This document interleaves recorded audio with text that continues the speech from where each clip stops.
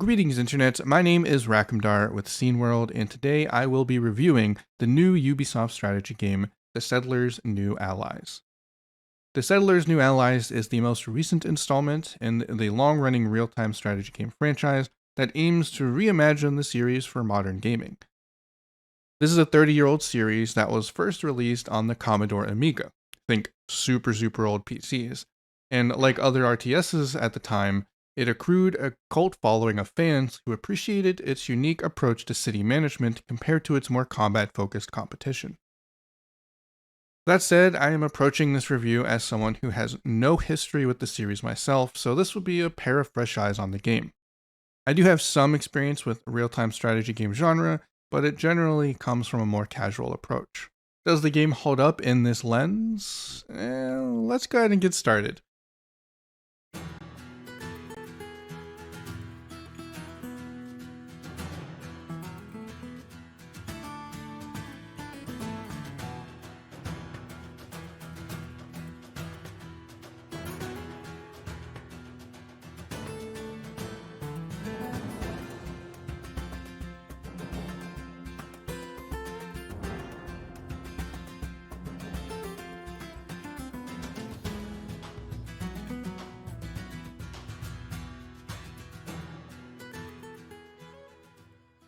Full disclaimer, Scene World was provided a review code for this game.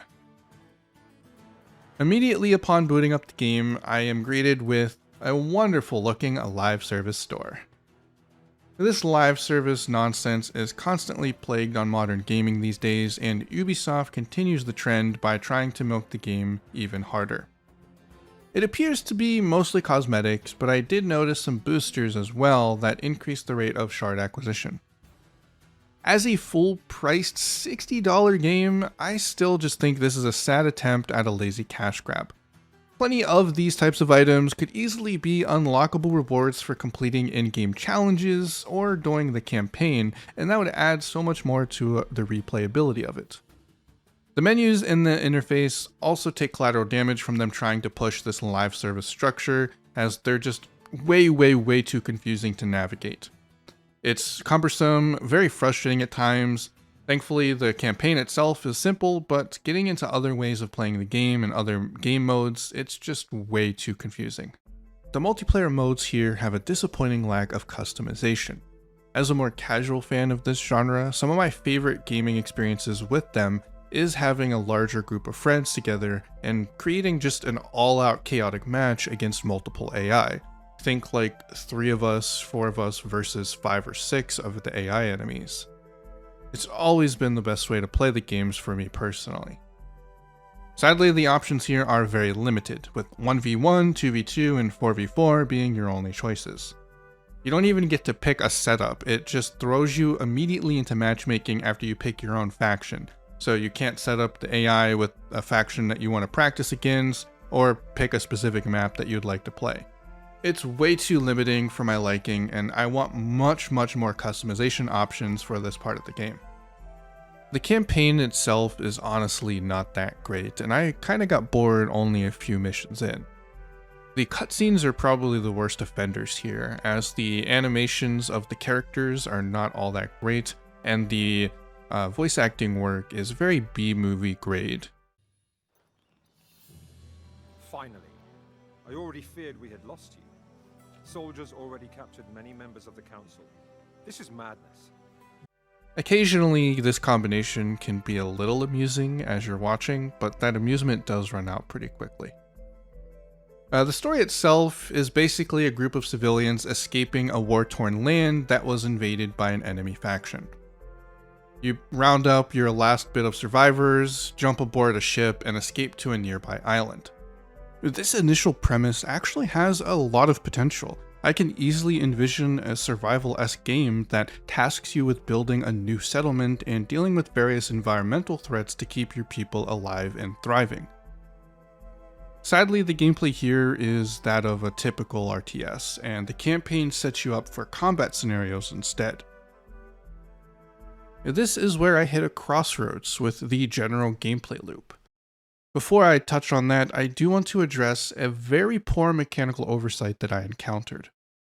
I was actually forced to reset a match due to soft locking myself out of being able to construct buildings altogether. You see, in order to create the lumber resource, a resource required for pretty much all of the buildings, you need a sawmill. Unfortunately, this sawmill also requires lumber to construct, and I did not know that. Therefore, I used all of my lumber previously in creating other buildings and could no longer obtain any more lumber. There was actually nothing I could do other than restart. Even demolishing buildings does not refund materials, so I could not obtain any additional lumber to create my sawmill. To me, this is just a huge oversight. I have never once been locked out of creating buildings in a strategy game before, especially when map resources were sitting literally right next to me. Well, aside from that little annoyance, I did have a lot of fun with the settlement creation and management. One of the unique aspects about this game compared to others is how buildings are constructed. In other strategy games, typically a construction unit will begin building immediately, consuming the resources on the spot. In Settlers, however, before construction begins, your stored resources must be delivered to the site of that construction. Additionally, resources must travel along your roads to your warehouses before they can be used as materials. Even when creating military units, a settler must take a weapon from your warehouse to the training grounds before they can be created as a military unit. All of this kind of travel time along your roads creates an additional layer of decision making as you build and expand your settlement. Choosing where to place your buildings and roads is crucial in optimizing the production of your resources.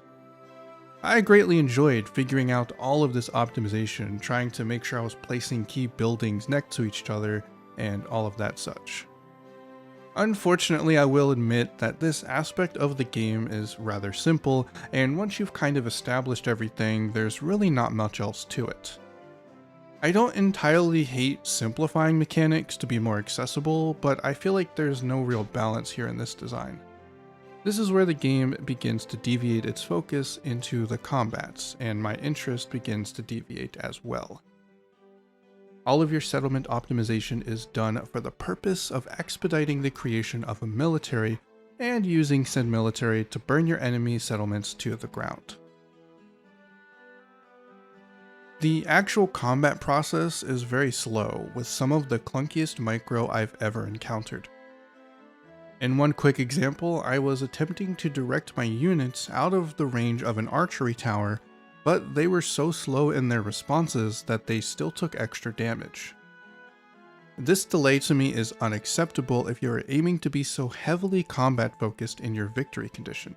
It just makes me start questioning why I should play this over something like StarCraft 2 or Age of Empires, and it heavily clashes with any form of identity that was established in my short time managing the settlement. Honestly, the lackluster combat itself just started making me crave alternative win conditions that would allow me to continue focusing on the more enjoyable aspects of managing my settlement. There's some really neat exploration aspects, as you are capable of exploring abandoned shrines and ruins that could also play a more impactful role than simply rewarding you with resources. With the way that the road systems are, you could expand that into a trade system and make building a strong economy a win condition. Maybe even adding some systems of diplomacy to resolve conflicts and create alliances could really add a lot more additional elements to the game. As a player who wants to keep creating a large and thriving settlement and expanding on that, these sound far more interesting to me. Sadly, that is nowhere to be found. Instead, we are given a rather half-baked attempt at rekindling this old franchise that adds some of the worst elements of modern live service gaming. While there were certainly some enjoyable aspects, and the game itself is just absolutely gorgeous, I really cannot recommend this game, especially at its $60 asking price. Not only does it not live up to the roots of the franchise, it simply is just a mediocre game overall.